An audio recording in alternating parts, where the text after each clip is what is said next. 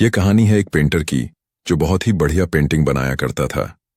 वो पेंटर रोज रात में एक पेंटिंग बनाता था और सुबह उसे बेच दिया करता था। वो रोज अपनी बनाई हुई पेंटिंग को RS 500 में बेचता था क्योंकि उसकी पेंटिंग RS 500 में ही बिका करती थी। और ऐसा करते हुए वो पेंटर महीने के RS 15,000 कमा लेता था। अब धीरे धीरे वो पेंटर बूढ़ा होने लगा। जब वह पेंटिंग बनाता तो उसके हाथ कांपने लगते। फिर उसने सोचा कि वो अपने बेटे को पेंटिंग बनाना सिखाएगा। उसने अपने बेटे की ट्रेनिंग शुरू की और वह उसे पेंटिंग बनाना सिखाने लगा कि पेंटिंग में कलर कैसे भरते हैं, पेंटिंग बेचते कैसे हैं और उसे और भी ज्यादा अट्रैक्टिव कैसे बनाते हैं। अब धीरे धीरे उसका बेटा भी पेंटिंग बनाना सीख रहा था। एक दिन उस पेंटर के बेटे ने अपनी पहली पेंटिंग बनाई और वो उसे बेचने निकला।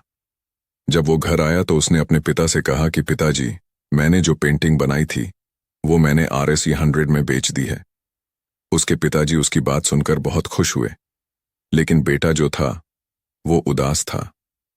उसके पिताजी ने जब उससे पूछा कि तू उदास क्यों है, आज तूने अपनी पहली पेंटिंग बेची है। तो उसके बेटे ने कहा कि पिताजी, आप अपनी पेंटिंग को RS 500 में बेचते थे और मैंने तो सिर्फ RS 100 में ही बेची है। जरूर आप कुछ ऐसा जानते हैं जो मैं नहीं जानता हूं, आप मुझे और भी अच्छे से सिखाइए। पिताजी ने उसे हाँ कहा और वो उसे और भी डिटेल में पेंटिंग की नॉलेज देने लगे। अगले दिन जब लड़का अपनी बनाई हुई पेंटिंग बेचने गया तो पेंटिंग RS 200 की बिकी। वो खुशी खुशी अपने पिता के पास गया और उन्हें RS 200 देकर वो अपनी अगली पेंटिंग को और भी अच्छे से बनाने लगा। अब जब उसने अपनी तीसरी पेंटिंग बेची तो वह पेंटिंग RS 300 की बिकी और अब कई दिनों तक उसकी पेंटिंग RS 300 की ही बिक रही थी। लेकिन वो अपने पिता से रोज पेंटिंग के बारे में नई नई चीजें सीख रहा था।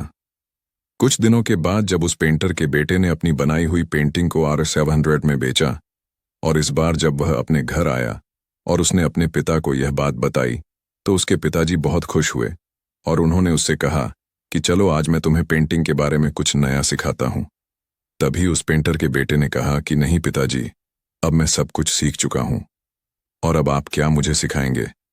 आपने अपनी सारी जिंदगी में पेंटिंग को RS 500 में ही बेचा है और मैंने R 700 में। अब आपसे मुझे जितना सीखना था उतना मैं सीख चुका हूं।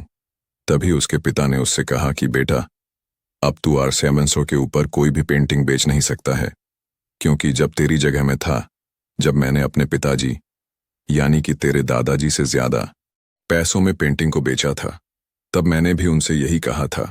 वो RS 300 में अपनी पेंटिंग बेचा करते थे और जब मैंने RS 500 में पेंटिंग को बेचा था तब मैंने उनसे यही बात कही थी और तब से लेकर अब तक मैं अपनी बनाई हुई पेंटिंग को RS 500 के ऊपर बेच ही नहीं पाया हूं, क्योंकि मुझे घमंड आ गया था। और घमंड एक ज्ञानी आदमी और एक आर्टिस्ट पर बिल्कुल सूट नहीं करता है, क्योंकि उससे उसकी सीखने की चाह कम हो जाती है।